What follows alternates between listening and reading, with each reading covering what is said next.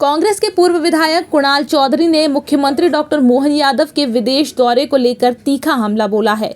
कुणाल चौधरी ने कहा है कि मुख्यमंत्री जी को बड़े बड़े दावे करने से पहले एक व्हाइट पेपर जारी करना चाहिए ताकि जनता को पता चल सके कि अब तक निवेश और रोजगार के नाम पर क्या वास्तविक उपलब्धियां हासिल हुई है।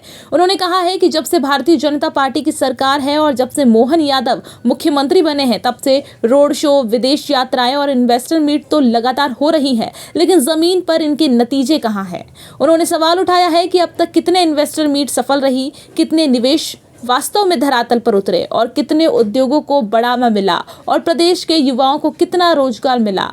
कुणाल चौधरी ने कहा है कि इससे पहले भी लाखों करोड़ों रुपए के एमओयू साइन हुए थे, लेकिन उन पर क्या काम हुआ यह स्पष्ट सरकार को करना चाहिए। निवेशक भरोसे और विश्वास के आधार पर आते हैं, लेकिन भाजपा सरकार और उसके अधिकारी जनता और निवेशकों का विश्वास खो चुके हैं। उन्होंने यह भी कहा है कि अन्य राज्यों में जहां बड़े पैमाने पर निवेश आ रहा है, वहीं मध्य प्रदेश पीछे छूट रहा है। उन्होंने आरोप लगाया है कि प्रदेश की सरकार पर लगभग 5 लाख करोड़ रुपए का कर्ज हो चुका है और मुख्यमंत्री केवल हवाई यात्राएं कर जनता की कमाई खर्च कर रहे हैं। कुणाल चौधरी ने तंज कसते हुए कहा है कि मुख्यमंत्री दावोस निवेश के लिए नहीं बल्कि पर्यटन के लिए गए थे।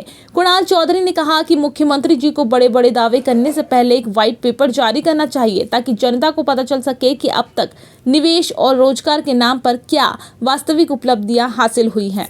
मैंने स्पष्ट कर चुका हूं कि किस तरीके से मध्य प्रदेश में भोपाल मेट्रो का मजाक बनाया गया।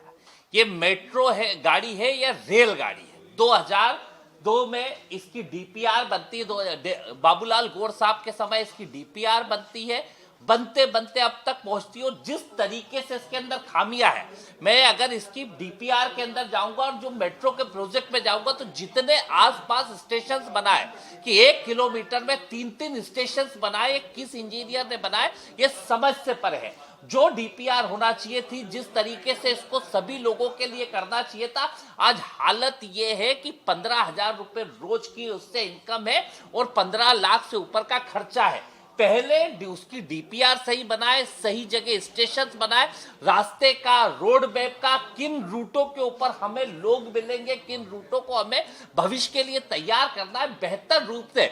सिर्फ कैसे कभी मेट्रो की छत छोटी कर दी, कभी मेट्रो के स्टेशन अगल बगल कर दिए, अब कभी एलिवेटेड की जगह अंडरग्राउंड कर दे। ये जो अच्छे इंजीनियर है उनके द्वारा व्यवहारिक रूप से इसकी कहीं ना कहीं डीपीआर बनना चाहिए। पर इस जो रेलगाड़ी दिखती थी मुझे मेट्रो, उसे बैलगाड़ी की तरह बनाया गया, उसे बैलगाड़ी की तरह रखा गया और हर जो 2-2 कदम के ऊपर स्टेशन बनाए पूरी तरीके से बैलगाड़ी दिख रही है। इसकी तैयारी सही करना चाहिए थी। भोपाल की जनता की गाड़ी कमाई, टैक्स पेयर्स की कमाई मेट्रो के अंदर जा रही है और उस पैसे से मेट्रो बन रही है, पर उससे लाभ कितने लोगों को हो पा रहा है, किस तरीके से रूट बनाए जा रहे हैं, ये कहीं ना कहीं बीजेपी सरकार के अंदर नीति और नियत की कमी और जो इनका प्रचार प्रसार और भ्रष्टाचार चलता है, जो सिर्फ कर्ज, क्राइम और करप्शन की जो सरकार चलती है, इसी का नतीजा है कि जो मेट्रो एक रेलगाड़ी होना चाहिए थी वो बैलगाड़ी की तर्ज के ऊपर चलने का काम हो रहा है।